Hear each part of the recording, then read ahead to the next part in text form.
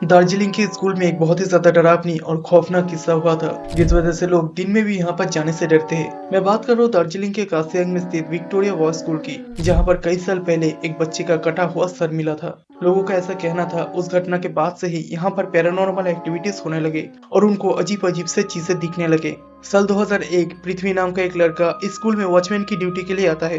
पृथ्वी school में नया था और उसे आए सिर्फ एक ही महीना हुआ था, जिस वजह से उसे स्कूल के बारे में और न ही स्कूल के इतिहास के बारे में ज्यादा कुछ पता था। एक बार की बात है, पृथ्वी हर दिन की तरह स्कूल खत्म होने के बाद स्कूल के सभी दरवाजे और खिड़कियों को बंद करके घर जाने के लिए तैयार हो रहा था। लेकिन आज उसे इस काम को खत्म करते हुए बहुत ही ज्यादा देर हो गए थे, लगभग 6 या 7 बज गए थे। तो पृथ्वी जितना जल्दी हो सकता था इस काम को खत्म करने की कोशिश कर रहा था। लेकिन तभी अचानक से उसको एक बच्चे के हंसने की आवाज आती है। तो पहले तो उसको लगा कि शायद उसका कोई वहम होगा, लेकिन उसे ये आवाज फिर से सुनाई देती है और इस बार उसको ये आवाज अपने काफी करीब से सुनाई देती है। तो पृथ्वी ने सोचा भले ही उसका वहम ही क्यों ना हो, लेकिन फिर भी उसे एक बार चेक करके देखना चाहिए, क्या पता कोई बच्चा हो जो कि शायद ही अंदर रह गया होगा।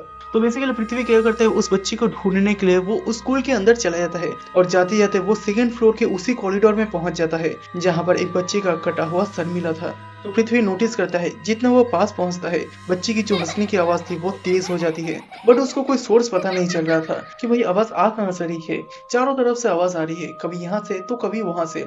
बट सडनली उसको क्लिक होता है कि भाई बहुत से लोगों ने उसे बोला है कि रात में यहाँ पर ऐसी ऐसी चीजें होती है, इसलिए रात में यहाँ पर नहीं आना चाहिए। तो जैसे ही पृथ्वी को ये बात याद आता है तो वो वहां से जाने लगता है और जैसे ही वो पीछे जाने के लिए मुड़ता है तो सेम बच्चा बिना गर्दन के खड़ा होता है।